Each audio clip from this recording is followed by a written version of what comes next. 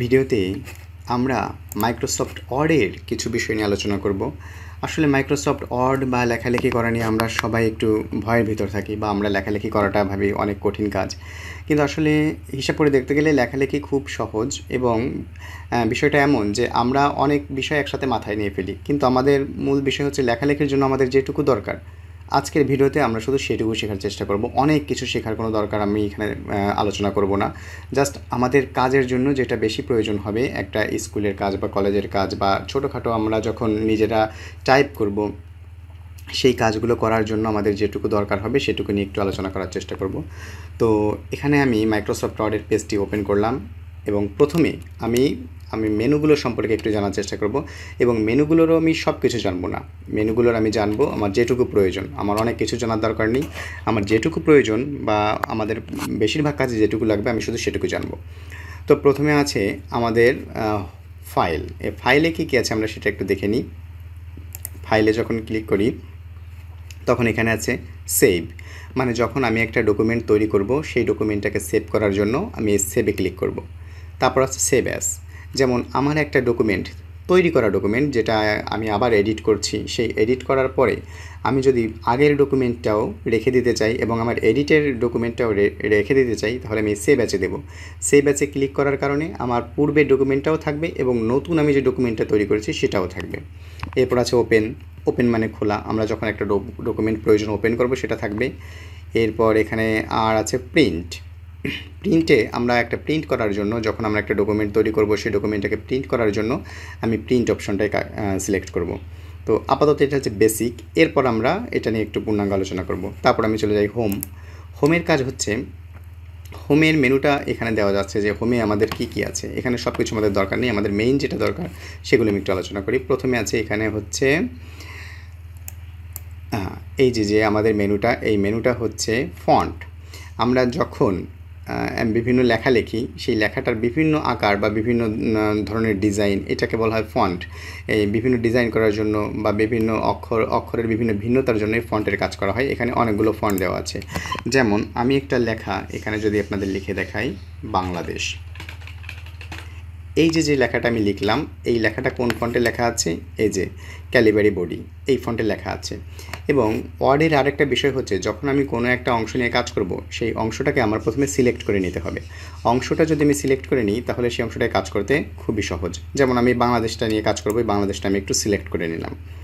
Select করে নেওয়ার পরে এই যে আমি ফন্টটা দেখলাম, এই ফন্টটা কি আছে? ক্যালিবারি বডি। এখান থেকে আমি যদি ক্লিক করি এখানে আরও অনেকগুলো ফন্ট আছে, যেমন এই যে টাইম নিউ রোমান। আমি টাইম নিউ রোমানে যখন ক্লিক করলাম তখন ফন্টটা দেখতে একটু চেঞ্জ হলো। আবার এটাকে আমি সিলেক্ট করে নিলাম, আমি আবার আরেকটা ফন্টে যাই, আরেকটা ফন্টে গেলাম। এই ফন্টটা যখন আমি ক্লিক করলাম তখন দেখা যাচ্ছে লেখার স্টাইলটা আরেকটু চেঞ্জ হলো। আমাদের আসলে যখন যেটা প্রয়োজন হবে, যখন আমি একটা ডকুমেন্ট তৈরি করব, ডকুমেন্টটা তৈরি করার জন্য আমার ফন্টটা কেমন দিলে ভালো হবে বা কোন ফন্টটা ইউজ করলে ভালো হবে সেটা আমরা নিজেরা বুঝে সেই অনুযায়ী একটা ফন্ট তৈরি করে এখানে আমরা দিব। এবার আমি যদি এটাকে আবার সিলেক্ট করি, আবার সিলেক্ট করার পরে আমি এটাকে কমবাড়িয়া ফন্টে নিয়ে গেলাম, দেখতে আরেকটু অন্যরকম লাগলো। এটাকে আমি আবার সিলেক্ট করি, আমি এখানে আরও ড্র্যাগ করলে আরও অনেক ফন্ট পাওয়া যাবে। আমি যখন মাউসের হুইল ঘুরাবো তখন অনেক ফন্ট। এখান থেকে আমি এই যে আরেকটা ফন্ট নিলাম, বাংলাদেশ লেখাটা দেখতে আরেকটু অন্যরকম লাগলো। এখান থেকে আমার যেমন খুশি তেমন আমি ফন্ট নিয়ে কাজ করবো। তো সচরাচর আমরা সাধারণত টাইম নিউ রোমান অথবা এই যে ক্যালিবারি এই ফন্টগুলো নিয়েই কাজ করি। তো বেশিরভাগ লেখালেখির জন্য, ইংরেজিতে লেখালেখির জন্য আমরা টাইম নিউ রোমান নিয়ে কাজ করি। এবং এছাড়া এখানে আমরা বাংলা, এখানে অনেক বাংলা ফন্ট আছে, এই যে যেমন বাংলা ফন্ট। আমি এখন যদি এখানে একটু বাংলায় লিখে দেখার চেষ্টা করি,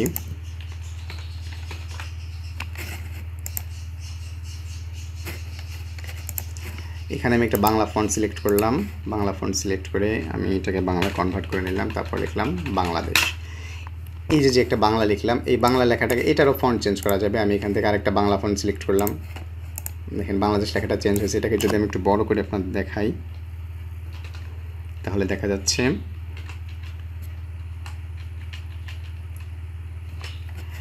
দুটো লেখা দুরকম আসছে। আমি যদি ফন্টটাকে আবার অন্য আরও একটা বাংলা ফন্ট সিলেক্ট করি তাহলে সেখান থেকে এটা নিলাম যে বাংলাদেশ, ফন্টটা আবার চেঞ্জ হচ্ছে। তো আমি যে কোনোভাবে, এটা হচ্ছে ফন্টের কাজ। এরপর আছে ফন্ট সাইজ। এই ফন্ট সাইজ হচ্ছে আমি যখন একটা লেখা নিয়ে কাজ করব সেই লেখাটার সাইজ কেমন হবে। যেমন এই যে একটা ফন্ট বাংলাদেশ, এটার সাইজ এখন আছে 65। এটাকে যদি আমি এখান থেকে 16 করে দিই তাহলে সাইজটা ছোট হবে। এই ফন্টটার সাইজ আমি সিলেক্ট করে এখান থেকে যদি আমি 24 করে দিই তাহলে ফন্ট সাইজটা ছোট হবে। আবার আমি দুটোকেই সিলেক্ট করলাম এবং এখানে ফন্ট সাইজ আমি 72, দুটোকেই 72 করে দিলাম, তাহলে এটা দেখতে বড় হবে। তাহলে ফন্টের কাজ হচ্ছে, ফন্টের কাজ ফন্ট সাইজের কাজ, এটা আমরা টুকটাক মোটামুটি বুঝলাম।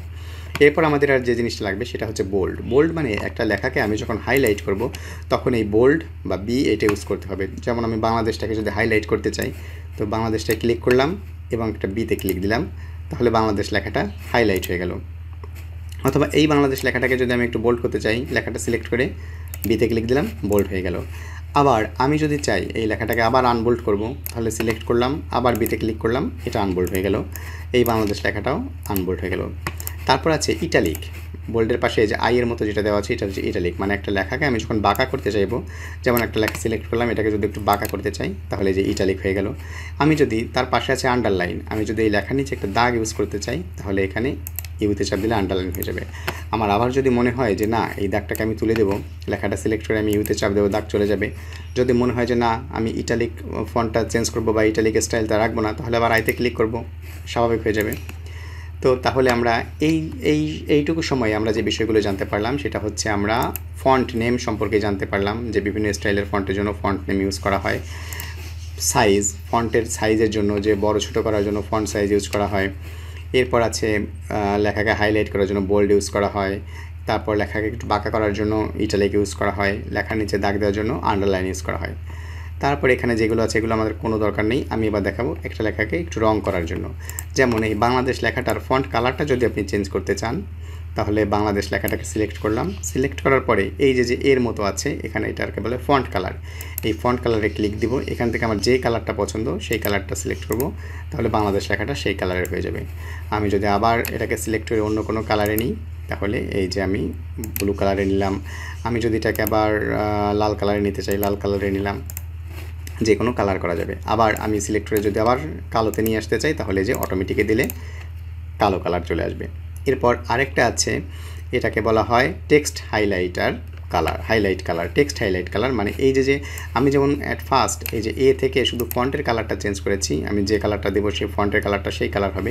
এবার আমি যদি পিছনের ব্যাকগ্রাউন্ডটাকেই সেই কালারের করতে চাই তাহলে আমার এইখানে ক্লিক করতে হবে, এখানে আমি যে কালারটা, এখানে বেশ কিছু কালার আছে, আমার যে কালারটা প্রয়োজন সেই কালারটা ক্লিক করলেই আমার লেখার ব্যাকগ্রাউন্ডটা সেই কালারের হয়ে যাবে। তো এটা যদি আমি আবার তুলে দিতে চাই তাহলে এই যে নো কালার দেবো, নো কালার দিলে এই লেখার মানে এই হাইলাইটের কালারটা চলে যাবে। এরপর এখান থেকে আর বোঝার মতো আছে আমাদের এই যে জাস্টিফাই বিষয়টা, যে আমি একটা লেখা লিখতেছি, যেমন ধরেন আমি একটা লেখা আপনাদের একটু লিখে দেখাই, লেখাটাকে আর একটু দেখার সৌন্দর্যের জন্য একটু ছোট করি। ছোট করার জন্য আমি যে ফন্ট সাইজ থেকে ছোট করলাম, ফন্ট সাইজ থেকে আমি এটাকে করে দিলাম 24 লেখার পরে বাংলাদেশ ইজ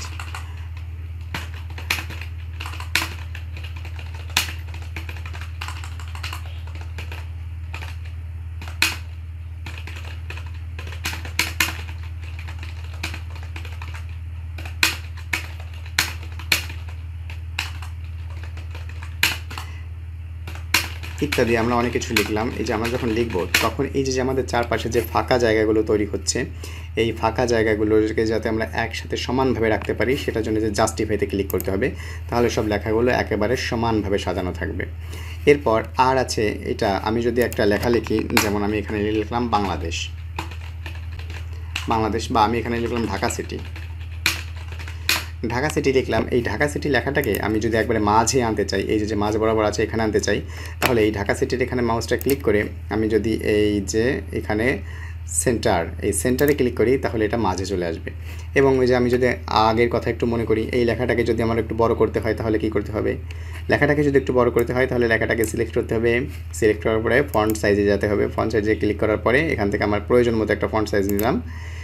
এরপর আমার যদি এই ফন্টের স্টাইলটা চেঞ্জ করতে হয় বা এই ফন্টটা চেঞ্জ করতে হয় তাহলে আমার কোথায় যেতে হবে, এই যে ফন্ট, এই ফন্টে যেতে হবে। ফন্টে যাওয়ার পরে এখান থেকে আমি আরেকটা ফন্ট নিলাম, সেই ফন্টে ক্লিক করলাম। আমার যদি মনে হয় যে এই ফন্টের কালারটা আমি চেঞ্জ করব তাহলে কোথায় যেতে হবে, একটু মনে করার চেষ্টা করলেই মনে পড়বে, আমার যেতে হবে এই যে এতে, এটা হচ্ছে ফন্ট কালার। এখান থেকে আমি ক্লিক করব, আমার যে কালারটা দরকার সেই কালারটা আমি এখানে ক্লিক করে নেব, তাহলে আমার ফন্টের কাজটা হয়ে গেল। এরপর আমার যদি আন্ডারলাইন করতে হয় একটু মনে করার চেষ্টা করুন আন্ডারলাইন করতে গেলে কোথায় যেতে হবে। এই যে ইউতে ক্লিক করব, যখন আপনি কাজ করবেন তখন অ্যাট ফার্স্ট হবে এই যে আপনি যদি এই ভিডিওটা দেখেন, এই ভিডিওটা দেখার পরে আপনার প্রধান কাজ হবে আপনি নিজে ট্রাই করবেন যে দেখি আমি এটা করার চেষ্টা করি, দেখি আমি ওইটা করার চেষ্টা করি, আমি ভুলে গেলাম কি না। এভাবে আপনি যদি করেন তাহলে আপনি খুব সহজেই শিখতে পারবেন। এবং আপনাদের প্রশ্ন থাকতে পারে যে কীভাবে আমার স্পিড আসবে, সেই স্পিড হাতের স্পিড আনার একটা ভিডিও আমি পরবর্তীতে করব। আজকের ভিডিওটা শুধুমাত্র ওয়ার্ডে আপনারা যাতে টুকটাক লেখালেখির কাজটা করতে পারেন সেটার বিষয়ে আমি একটু ধারণা দেওয়ার চেষ্টা করব। তো দেখেন এই ঢাকা সিটিতে আমি নিজেই কিন্তু সাজালাম এবং এই সাজানোর জন্য আমি কী কী ইউজ করছি সেটা আপনি আবার মনে করার চেষ্টা করতে পারেন। প্রথমে আমি হোম থেকে আমি ফন্টের স্টাইলটা একটু চেঞ্জ করছি, একটা আন্ডারলাইন করছি। আন্ডারলাইন কোথা থেকে করছি মনে করার চেষ্টা করলে মনে পড়বে আমরা ইউ থেকে আন্ডারলাইন করছি। এরপর এই যে লেখাটা, এই লেখাটা আমরা সাজালাম কোথা থেকে, এই যে আমরা যখন জাস্টিফাইতে ক্লিক করলাম, সেই জাস্টিফাই থেকে লেখাটা সাজালাম। এই ঢাকা সিটি থেকে মাঝে আনলাম কোথা থেকে, ঢাকা সিটি থেকে মাঝে আনলাম এই যে সেন্টার, এই সেন্টারে ক্লিক করে মাঝে আনলাম। তো এখানে এই পর্যন্ত আমরা আপাতত এই যে নতুন মানে এই হোমে আমরা এই কাজগুলোই জানবো, এর বেশি অনেক কাজ আছে আমরা আপাতত জানবো না। আমরা যখন মোটামুটি একটু দক্ষ হব, যখন মনে হবে যে না এই কাজটা আর একটু সহজভাবে আরও দেখি কী কাজ আছে, তখন আমরা এটা শিখবো। আপাতত আমরা একটা পর্যায়ে যাওয়ার আগে আমরা শুধু এই কাজগুলোই দেখতে থাকবো। এরপর আমি চলে যাব নতুন একটা মেনুতে, সেই মেনুটা হচ্ছে ইনসার্ট। তো ইনসার্টে আমাদের কী আছে সেটা নিয়ে আমরা একটু বোঝার চেষ্টা করি। ইনসার্টে আমাদের যা কিছু আছে, এই যে ব্ল্যাঙ্ক পেজ, মানে মনে করেন আপনি একটা পেজ নিয়ে কাজ করতেছেন, এই পেজটার উপর আরেকটা পেজের দরকার, তখন আপনি এই ব্ল্যাঙ্ক পেজে কাজ করলে আপনার কাছে একটা ফাঁকা পেজ আসবে। এই যে দেখেন নিচে একটা ফাঁকা পেজ আসছে বা এখানে আরও অনেক ফাঁকা পেজ আসছে। এটা আমাদের কাজের ক্ষেত্রে এই ব্ল্যাঙ্ক পেজ খুব একটা বেশি দরকার হবে না, তো তারপরও জেনে রাখা ভালো। তাই আমরা জানলাম যে ব্ল্যাঙ্ক পেজের কাজ কী। আমাদের এই সেক্টরে বেশি যে কাজটা লাগবে সেটা হচ্ছে টেবিল করা। যেমন আমরা যখন একটা টেবিল করব, যেমন আমি এটা যদি এখন মুছে দিই, এটা মুছে দিলাম। এখন আমি আরেকটা লিখলাম student information, student DENTINFORMATION, student information নামে আমার একটা ছক তৈরি করতে হবে। এটা হচ্ছে হেডার। তো এটাকে আমি দেখার সৌন্দর্যের জন্য আমি এটাকে কী করব, হোম থেকে এটাকে একটু বোল্ড করে নিলাম। বোল্ড করে নেওয়ার পরে আবার ইন্টার দিয়ে নিচে আসলাম এবং এই বোল্ডটাকে আবার আনবোল্ড করে দিলাম। এরপর আমার একটা টেবিল করতে হবে। আমি যখন এই ইনসার্টে যাব, ইনসার্টে যাওয়ার পর টেবিলে ক্লিক করলে এই যে নিচে একটা ছোটো পয়েন্টার আছে, এখানে আমি ক্লিক করতে পারবো, অথবা ডাইরেক্ট আমি টেবিলের উপরে যদি ক্লিক করি তাহলে এখানে দেখা যাচ্ছে ইনসার্ট টেবিল। এখানে ইনসার্ট টেবিলের যে লম্বা কলামগুলো, এটাকে বলা হয় কলাম, এবং যেটা এই যে ওয়াইড হিসেবে থাকে সেটা হচ্ছে রো। একটা টেবিলে আমার দেখতে হবে যে আমার কয়টা কলাম কয়টা রো নিয়ে কাজ করতে হবে। ধরুন আমি যদি এখানে একটা হিসাব করি যে আমি 10টা স্টুডেন্টের জন্য ডাটা এন্ট্রি, মানে 10টা স্টুডেন্টের তথ্য এন্ট্রি করব। 10টা স্টুডেন্টের তথ্য থাকতেছে কি, প্রথমে থাকতেছে নেম, 10টা স্টুডেন্ট, আমি এখানে 10টা রেখে দিলাম। প্রথমে আমার তাদের নাম লাগবে, রোল লাগবে, আর লাগবে ক্লাস, তারপর আর আমি লিখলাম মার্ক বা নেম, রোল, ক্লাস, তারপর লিখলাম আরেকটা, আমি নেমের পরে ফাদার্স নেম নামে আরেকটা কলাম রাখলাম, PTS ফাদার্স নেম, তারপর রাখলাম MOTS মাদার্স নেম, আর রোল, ক্লাস, আর যদি আমি রাখি একটা সিগনেচার রাখি, তাহলে আমার এই কয়টা তথ্য আমাদের লাগবে। তাহলে কয়টা তথ্য আমার লাগতেছে, 1 2 3 4 5 6 7 8। তাহলে আমার 10টা স্টুডেন্টের 8টা তথ্য আমি ইনপুট করব। তাহলে আমি একটা টেবিল তৈরি করার কথা চেষ্টা করি। তাহলে 10টা স্টুডেন্টের জন্য আমার 10টা কলাম লাগবে, 1 2 3 4 5 6 7 8, আপাতত 8টা আমি এটা আরেকটু ইনসার্ট টেবিলে যাই। টেবিলে যাওয়ার পরে আমার 10টা স্টুডেন্টের জন্য আমি এখান থেকে আমি 8টা স্টুডেন্টের কাউন্ট করি আগে, 1 2 3 4 5 6 7 8। 8টা স্টুডেন্টের কয়টা লাগতেছে, আরও 8টা, 1 2 3 4 5 6 7 8। আমি শুধু সিলেক্ট করলাম এবং ক্লিক করলাম, তাহলে আমার স্টুডেন্টের জন্য যে টেবিলটা, সেই টেবিলটা তৈরি হয়ে গেল। এরপর এই টেবিলে এখানে যদি আমার এক্সট্রা টেবিল যোগ করতে হয়, তাহলে আমি এখানে টেবিলের লাস্ট টাইম মাউস নিয়ে ক্লিক দিলে আরও ঘর যোগ হতে থাকবে। তাহলে আমার 10টা স্টুডেন্টের আমি নাম দিলাম AB। প্রথমে তাহলে আমি প্রথম মেনুতে প্রথম কলামে রাখলাম নেম, তারপর ফাদার্স নেম, মাদার্স নেম, তারপর রোল, ক্লাস সিগনেচার। আমি বেশি আসলে কলাম নিয়ে ফেলছি, এখন 2টা কলাম আমার প্রয়োজন নেই। এই কলাম 2টাকে আমি বাদ দেবো। আমি বাদ দেওয়ার জন্য কলাম 2টা সিলেক্ট করলাম। সিলেক্ট করার পরে মাউসের ডান সাইডে ক্লিক দিলাম এবং এখানে আছে ডিলিট কলাম। ডিলিট কলামে ক্লিক দিলাম, আমার অপ্রয়োজনীয় কলাম চলে গেল। এরপর টেবিলটা আরও একভাবে তৈরি করা যায়, যেমন আমি এটাকে ডিলিট করে দিচ্ছি, সেটা আরও মানে ইজি পদ্ধতি। সেটা হচ্ছে আমার কয়টা কলাম লাগবে সেটা আমি গুনে নিলাম। আমার 10টা স্টুডেন্টের ডাটা তৈরি করতে হবে 10টা স্টুডেন্টের, সেজন্য আমার প্রথমে 10টা রো এবং কয়টা কলাম নিয়ে কাজ করতে হবে। নেম একটা কলাম, ফাদার্স নেম একটা কলাম, মাদার্স নেম একটা কলাম, রোল একটা কলাম, ক্লাস একটা কলাম, সিগনেচার একটা কলাম। তাহলে কলাম কয়টা? 1 2 3 4 5 6 7 8, 8টা কলাম নিয়ে কাজ করতে হবে। তাহলে আমি ইনসার্টে গেলাম, ইনসার্টে যাওয়ার পরে টেবিলে গেলাম। টেবিলে যাওয়ার পরে আমি এই যে ইনসার্ট টেবিলে ক্লিক করলাম। নাম্বার অফ কলাম, আমার কয়টা কলাম লাগবে? আমার কলাম লাগছে 8টা। 1 2 3 4 5 6 7টা। নেম 1 2 3 4 6টা সরি 6টা কলাম নিলাম। 10টা স্টুডেন্টের রো। এই যে নাম্বার অফ কলামের ঘরে আমি লিখলাম 6। নাম্বার অফ রো এর ঘরে আমি লিখলাম 11 লিখলাম। কেন? কারণ আমার একটা তো কলামের হেডার হিসেবেই যাবে বা আমি হেডিং দিতে যাবে। তো আমি লিখলাম, এই তো হয়ে গেল, চলে আসলো। এখন আমি প্রথম কলামে লিখলাম name, father's name, mother's name, roll, class, signature. এরপর আমি নামগুলো এখানে সুন্দর করে লিখতে পারি, যেমন A B C D E F G H I J। এরপর তার বাবার নাম, মার নাম, এগুলো আমরা যে কোনোভাবে লিখলাম। এবং এখানে লেখার জন্য আমি এই যে প্রথমে তার নামটা লিখলাম। ধরেন আমি এর নামটা লিখতেছি সুমি লেখার পরে আমি কিবোর্ডের ট্যাবে ক্লিক করব। ট্যাব নামে একটা কিবোর্ডে বাটন আছে, ট্যাবে ক্লিক করলে দেখা যাবে যে আমার পাশের ঘরে চলে গেছে। এখন তার ফাদার্স নেম আমি লিখলাম ফরহাদ লেখার পরে আমি পরের তার মায়ের নামের ঘরে যাওয়ার জন্য আমার কোথায় ক্লিক করতে হবে? আবার ট্যাবে ক্লিক করতে হবে। ট্যাবে ক্লিক করলে অটোমেটিক তার মায়ের ঘরে চলে যাবে। মায়ের নাম লিখলাম ফরহাদের পরে তার মায়ের নাম লিখলাম রেশমা। তারপরে আমার রোলের ঘরে যেতে গেলে কোথায় ক্লিক করতে হবে? ট্যাবে ক্লিক করলাম, আমি চলে গেলাম রোলের ঘরে। রোল লিখলাম 20, ক্লাস লিখলাম 8 এবং সিগনেচার করার জন্য সে তো সিগনেচার করবে, সেটা আমি আর এখানে করলাম, এখানে আমার করা সম্ভব না। এভাবে আমরা ডাটাগুলো তৈরি করতে পারি। এখন এই যে স্টুডেন্ট ইনফরমেশনটাকে আমার যদি মাঝ বরাবর আনতে হয়, তাহলে আমার কি করতে হবে? একটু যদি আমরা পিছনের কথা চিন্তা করি, কি করে আমরা মাঝ বরাবর আনছিলাম? আমরা তখন ছিলাম হোমে যাওয়ার পরে আমরা এই যে সেন্টারে ক্লিক দিয়েছিলাম, মাঝে চলে আসছিল। এবার এই লেখাটাকে আমার দেখা সৌন্দর্যের জন্য একটু বড় করা দরকার, বড় করলে ভালো লাগবে। তাহলে এটাকে আমি সিলেক্ট করলাম।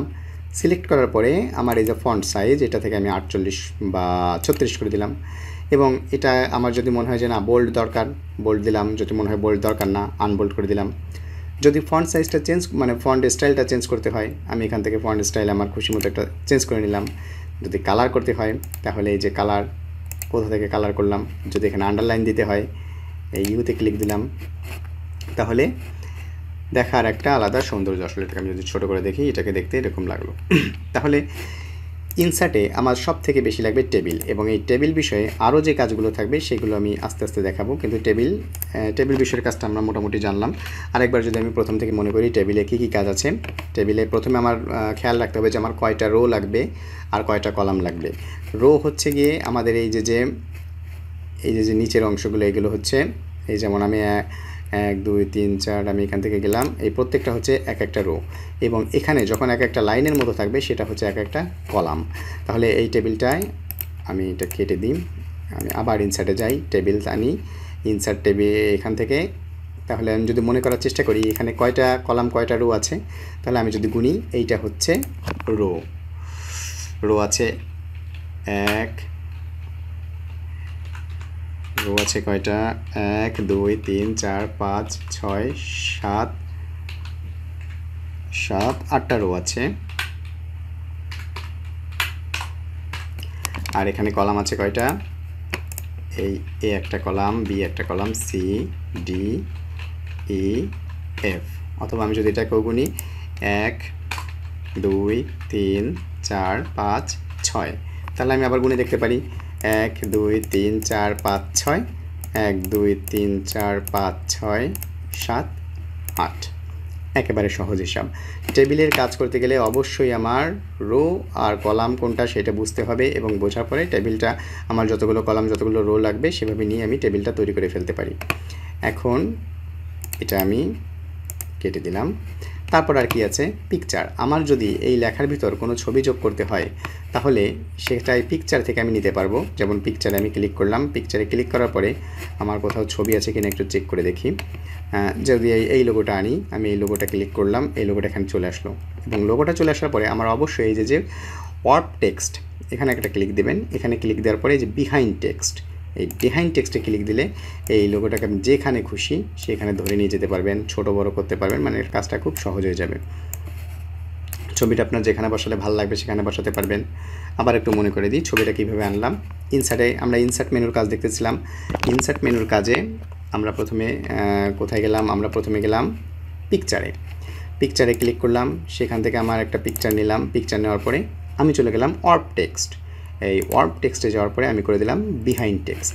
বিহাইন্ড টেক্সট করে দেওয়ার পরে এই লোগোটাকে আমি সহজে বড় ছোট যা করতে চাই সেভাবে আমি করতে পারলাম, এবং যেখানে নিতে চাই সেখানে খুব সহজে আমি নিয়ে রাখতে পারলাম। লোগোটাকে আমি ডিলিট করে দিই। এরপর আমার এই ইনসার্ট মেনুতে আর আছে শেপের কাজ। শেপের কাজ হচ্ছে বিভিন্ন রকম স্টাইল। যদি আমাদের কখনো যে স্টাইলগুলো প্রয়োজন হয়, বক্স প্রয়োজন হয় বা অ্যারো চিহ্ন দেখানোর প্রয়োজন হয়, যেমন এই যে একটা চিহ্ন, এটাকে আমি ক্লিক করলাম, হ্যাঁ এটা ক্লিক করে এখানে ছেড়ে দিলাম, এটা আরোর মতো লাগলো।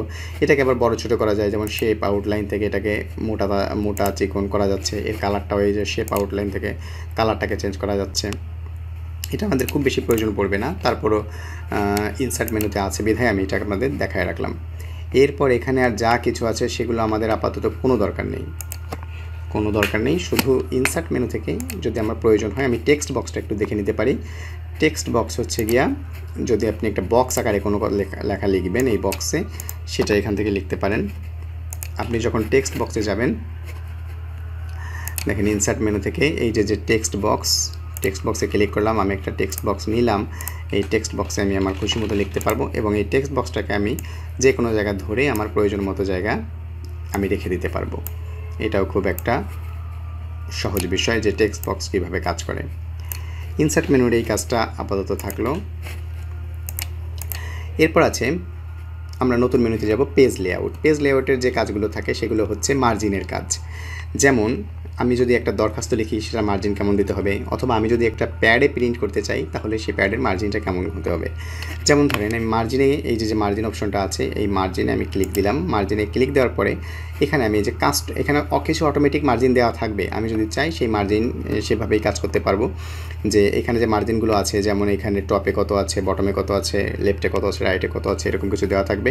আমার যদি ইচ্ছে হয় আমি সেগুলো এভাবেই করতে পারবো, অথবা আমার যদি মনে হয় যে না আমি একটা কাস্টম মার্জিন তৈরি করব, এবং আমি আপনাদের সবসময় রেকমেন্ড করব কাস্টম মার্জিনে যাওয়ার। কাস্টম মার্জিনে গেলাম। এখন দেখেন কাস্টম মার্জিনে যাওয়ার পরে কাস্টম মার্জিনে যাওয়ার পরে আমাদের এই যে পেজ সেটআপ নামে একটা বক্স ওপেন হয়েছে। এখান থেকে দেখেন এই যে মার্জিন নামে একটা অপশন আছে। এখন আমি আমার লেখাটা কেমন চাই, যদি আমি একটা প্যাডে আমার লেখাটা প্রিন্ট করতে চাই, যেমন স্কুল কলেজের প্যাড থাকে, তাহলে আমার টপে একটু জায়গা আমি দরকার হলে আমার প্যাডটা মেপে দেখবো স্কেল দিয়ে, যে উপরে কত ইঞ্চি আছে, কত ইঞ্চিতে আমার হেডারটা লেখা আছে, বা প্যাডটা কত ইঞ্চি নিয়ে আমাদের স্কুলের ঠিকানা বা কলেজের ঠিকানা এগুলো লেখা আছে। তো দেখার পরে আমি ধরলাম এটা 1.5 ইঞ্চি আছে, আমি এখান থেকে এটাকে 1.5 ইঞ্চি করে দিলাম বা 1.7 করে দিলাম। বটমে আমি 1 ইঞ্চি থেকে আরেকটু কমাই দিলাম। লেফটে আমি 1.25 আছে, এটাকে আমি 1 করে দিলাম। রাইটে আমি 1 করে দিলাম। এরপর আমি পেপারে যাব। পেপারে আমাদের সবসময় লেটার থাকবে, এটাকে আমি চেঞ্জ করে A4 করে দেবো যাতে আমাদের প্রিন্টের সুবিধা হয়, কারণ আমরা তো A4 সাইজের কাগজ প্রিন্ট করি। তাহলে A4টা করে দিলাম। A4 করে দেওয়ার পরে আমরা ওকেতে ক্লিক করলাম। তাহলে দেখেন এই যে আমার লেখাটা, এই যে স্পেসটা, এই স্পেসটা কিন্তু আমার লেখাটা কোথা থেকে শুরু হচ্ছে, এই নিচে থেকে শুরু হচ্ছে। তার মানে কি, তার মানে এই যে উপরের যে অংশটা আছে, এই যে অংশটা, এই লেখার উপরের যে অংশটা, এটা হচ্ছে আমার মার্জিন হিসেবে আমি রেখে দিয়েছি যে এই জায়গায় আমার লেখা যাবে না। এরপর আবার মনে করেন আপনি একটা দরখাস্ত লিখতেছেন, সেজন্য মার্জিনে ক্লিক করলেন। মার্জিনে ক্লিক করে কাস্টম মার্জিনে। এখন দরখাস্ত লেখার ক্ষেত্রে আমরা তো জানি সবসময় আমাদের বাম পাশে একটু জায়গা বেশি লাগে, এই জন্য আমরা লেফটে জায়গাটা আমি করে দিলাম 1 ইঞ্চি আছে। দেখেন এই যে আমার লেফটে 1 ইঞ্চি আছে, এই 1 ইঞ্চিটাকে আমি একটু করে দিলাম 1.5 ইঞ্চি বা 1.7 ইঞ্চি। তাহলে দেখেন আমি যদি ক্লিক করি তাহলে দেখেন এই জায়গায় দেখেন আমার লেখাটা কোথা থেকে শুরু হচ্ছে। তার মানে আমি যখন লিখব তখন আমার বাম সাইডে অতটুকু জায়গা থেকেই যাবে। এখন আমি যদি এই লেখাটাকে আমি লিখি টু হেডমাস্টার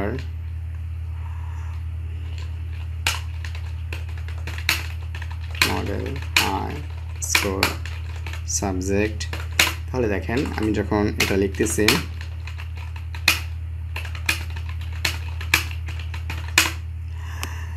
তাহলে এই যে দরখাস্ত এটা এইখানে কিছুটা জায়গা আলাদা থাকছে এবং সেখান থেকে আমার ডান সাইডে কিছুটা একটু দূরে গিয়ে লেখাটা শুরু হচ্ছে।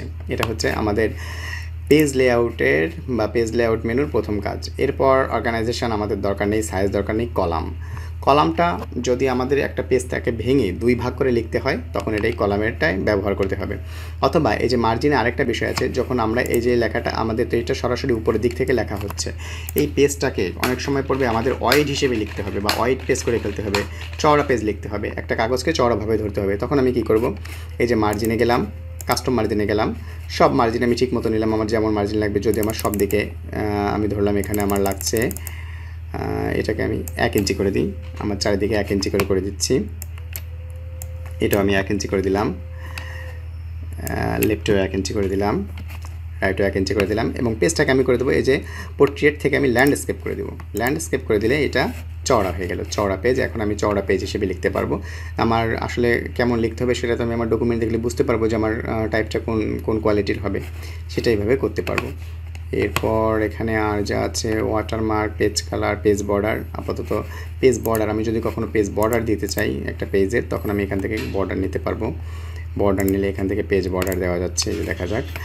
তাহলে পেজ বর্ডারটা কোথায় আছে? পেজ বর্ডারটা আছে পেজ লেআউটের ভিতর, পেজ লেআউটের ভিতরে পেজ বর্ডার, এবং এখানে আর আছে ওয়াটারমার্ক। এটা আমাদের খুব একটা বেশি দরকার পড়বে না।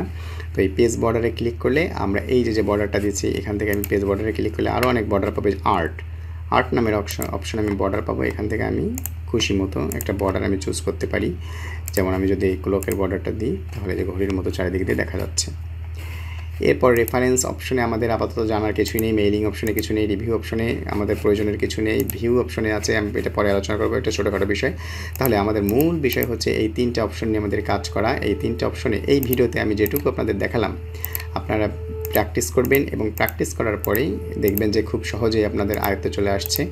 এবং এরপরের ভিডিওতে আমি কীভাবে একটা ডকুমেন্ট তৈরি করে দেখাবো, এই তিনটা বিষয়ে কাজ করে একটা সুন্দর ডকুমেন্ট করে আপনাদের দেখাবো। অথবা আপনারা যদি নিজেরা প্র্যাকটিস করেন, সেই নিজেরা প্র্যাকটিস করে দেখতে পারেন। তারপর আমার এখানে আমি আমাদের এই ভিডিওর নিচে আমি হয়তো ফেসবুক পেজের লিঙ্ক দিব, সেখানে আপনারা আপনাদের ডকুমেন্ট পাঠাতে পারেন তৈরি করে, অথবা কমেন্ট করতে পারেন। যদি এটা আপনার উপকার হয়, এই ভিডিওটা দেখে যদি আপনি কোনো কাজ শিখতে পারেন, অবশ্যই কমেন্ট করে জানাবেন, তাহলে আমি আপনাদের পরবর্তীতে আরও অনেক ভিডিও বানাতে উৎসাহ পাবো। এছাড়া এই 3টার পরে আর যে ছোটো ছোটো টপিকগুলো আছে, যেগুলো দেখে আমরা আসলে একটা লেখাকে আরও স্টাইলিশ করে তুলতে পারবো, সেই বিষয়গুলো নিয়ে আলোচনা করব।